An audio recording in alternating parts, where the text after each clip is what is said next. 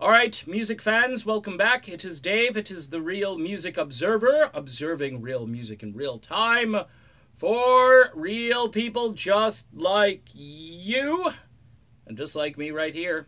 I think the two scenarios that Lindsey Buckingham and the CBS News guy were discussing about why Christine McVie sent out that email, the two scenarios, the one where she's doing wishful thinking by sort of saying that Stevie wants you to come home.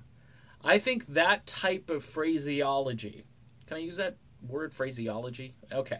That kind of phrase is more or less suited to somebody who is feeling guilt and remorse. And all the Stevie haters right now, if Stevie ran to a microphone tomorrow and said, hey, this was a dumb idea. I love these guys who we brought in the band, but there's only one Lindsey, and I made a mistake. I made a mistake because Lindsey made her look so bad during that interview. Just incredible. He doesn't know why he got dismissed. He more or less thinks that they were looking for something to hang him with, and a smirk is not good enough. This idea, this narrative that, hey, Lindsey didn't want to tour was completely blown up when those emails to Mick Fleetwood were revealed, where it pretty much says the opposite. It says that he was willing to do pretty much anything to make this tour happen. So Christine McVie, took a lot of guts to do that, but this was a signal. This was a signal from her. It may have actually been from Stevie herself, who probably had a few words, a few candid words somewhere where Christine either heard it or was part of the discussion where Stevie said, yeah, this just isn't the same without Lindsey. No kidding. All of the fresh energy and casual chemistry aside, this band does not sound anything like they used to sound, and doing covers of other folks' music, whether that be Crowded House or Tom Petty or whoever, old Fleetwood Mac isn't going to do it. The Peter Green era isn't going to rescue the band from this issue.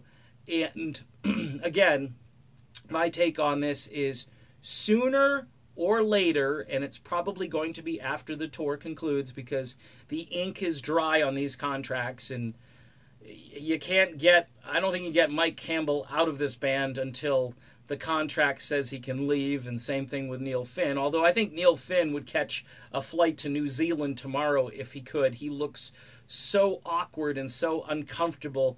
Even when he's got to embrace Mike Campbell, it's just like, these are guys from two different planets, and you've put them together and made this sort of, oddball sandwich, and people are just eating it up because they're buying $15 beers and they bought their tickets for $300 and they're kicking off their another thing off their bucket list, and they're just so happy.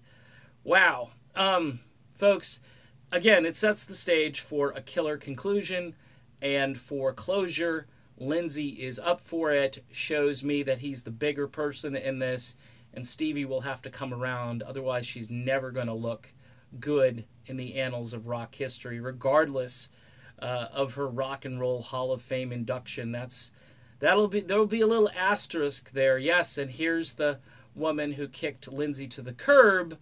Lindsey, very helpful. I won't say completely responsible for, but very helpful in getting Stevie to the point where she was very self-sufficient, could write great songs, and had great instincts, but it was a marriage. It was a musical marriage, and it's just not the same. It's not the same when they're not together, whether we all like it or not. It's the truth. They're better together than apart.